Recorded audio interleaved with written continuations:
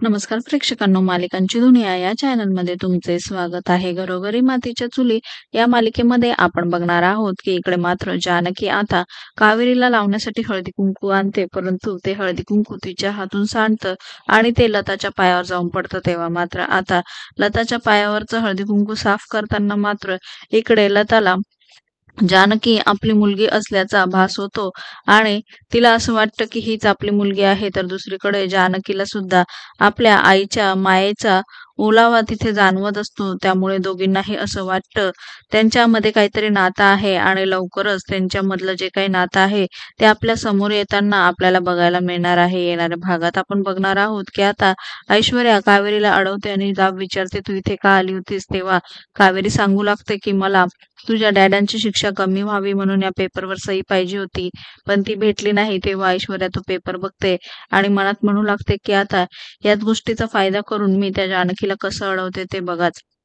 दुसरीकडे जानकी ऋषिकेशला म्हणत असते, तुम्ही मला यात अडकवू नका. तेव्हा ऋषिकेश म्हणतो, काळजी करू नको, मी तुला यात अडकवणार नाही, पण सगळं काही ठीक होईल. तर दुसरीकडे इकडे ऐश्वर्या तिचं काम करते, तर जानकी मनाशी म्हणत असते की मला माहिती आहे की आता तो रिपोर्ट नक्की निगेटिव्ह येईल. तर तेव्हा तिथे लताबाई येते आणि पॉझिटिव्ह आला तर मग काय करणार? तर तेव्हा मात्र आता प्रसाद खाताना जानकी म्हणू लागते, तुम्हाला माहिती आहे ना, देव त्याच गोष्टी समोर आणत असतो जे सत्य असतात. तर पुढे पार्वती, खोटी पार्वती म्हणजेच लताबाई म्हणू लागते की ते तर वेळच ठरवेल. आणि हे ऐकून मात्र जानकी तिच्याकडे आश्चर्याने बघते. मालिकेच्या अशाच नवनवीन भागांसाठी आपल्या चॅनलला नक्की लाईक करा, शेअर करा, सबस्क्राईब करा.